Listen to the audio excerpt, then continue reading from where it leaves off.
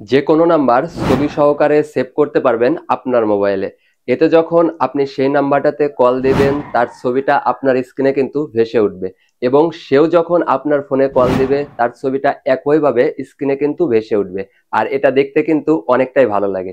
তো আপনারা কিভাবে আপনাদের ফোনে এই সিস্টেমটা চালু করবেন, চলুন আপনাদের সেই প্রসেসটা দেখাই। ওকে, চলে আসলাম মোবাইল স্ক্রিনে। ফার্স্ট অফ অল আপনাদের ফোন থেকে ফোনের কন্টাক্ট অ্যাপটা ওপেন করবেন। কন্টাক্ট অ্যাপটা ওপেন করার পরে নিচের প্লাস আইকনে একটি টাচ করবেন।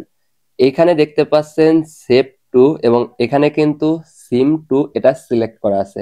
তো ফার্স্ট অফ অল আমাদের এটার উপর একটি টাচ করতে হবে, এবং এইখান থেকে আমাদের যে জিমেইল গুলো আছে সেগুলোর মধ্যে থেকে একটা জিমেইল আমাদের সিলেক্ট করে নিতে হবে।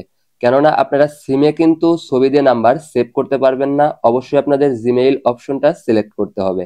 আর জিমেইলে নাম্বার সেভ করলে এক্সট্রা আরো একটা সুবিধা, সেটা হচ্ছে আপনার ফোনটা যদি নষ্ট হয়ে যায় বা হারিয়ে যায়, পরবর্তীতে আপনি নতুন কোনো ফোনে জিমেইলটা লগ ইন করলেও সহজেই কিন্তু সেই নাম্বারগুলো পেয়ে যাবেন।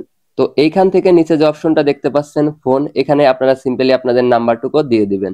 এরপর উপরে দেখতে পাচ্ছেন ফার্স্ট নেম, আপনারা এখানে আপনাদের একটা নাম দিয়ে দিবেন।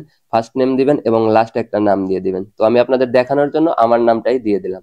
এরপর মেইন যে কাজ সেটা হচ্ছে দেখতে পাচ্ছেন অ্যাড পিকচার, এবং এটার উপর একটি টাচ করতে হবে।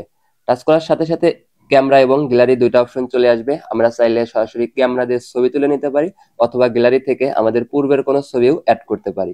তো আমি গ্যালারি জাস্ট এই অপশনে একটি টাচ করলাম। আমি গ্যালারি থেকে একটা ছবি আপনাদের অ্যাড করে দেখাচ্ছি। তো এখান থেকে আমি আমার এই ছবিটা সিলেক্ট করলাম। ছবিটা আপনাদের যদি ক্রপ করার প্রয়োজন হয়, এটা আপনারা টেনে আপনাদের মতো করে এটা ক্রপ করে নেবেন। এরপর নিচে দেখতে পাচ্ছেন চয়েস, জাস্ট এটার উপর একটি টাচ করবেন। টাচ করার সাথে সাথে দেখতে পাচ্ছেন ছবিটা কিন্তু চলে আসছে। এরপর উপরে দেখতে পাচ্ছেন সেভ লেখা, জাস্ট সেটার উপর একটি টাচ করবেন। টাচ করার সাথে সাথে দেখতে পাচ্ছেন এই নাম্বারটা কিন্তু ছবি সহকারে সেভ হয়ে গেছে।